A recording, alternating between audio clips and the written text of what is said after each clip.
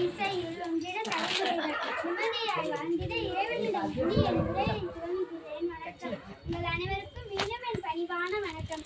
இன்று நான் பேசக்கூடிய தலைப்பு பசுமையும் பாரம்பரியமும் என்பதாகும். சுவாசிக்க காற்று சுவைக்க நீர் பசியை போக்க பாரு நிலம் வாழ பசுமை அவசியம். நான் சொல்ல வருவது தெரிகிறதா? உங்கள் அனைவருக்கும் புரிகிறதா? இன்னும் சொல்கிறேன், கேளுங்கள். அரிய செல்வங்களை அள்ளி தருவதோ பசுமை ஒன்றுதான்.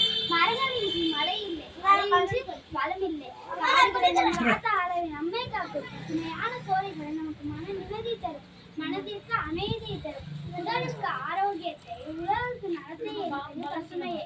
நகரங்களில் நச்சுப்புகையும் புழுதியும் சூழ்ந்திருக்க நாகத்தின் விஷம் போல துன்பம் வந்து தின்னும்.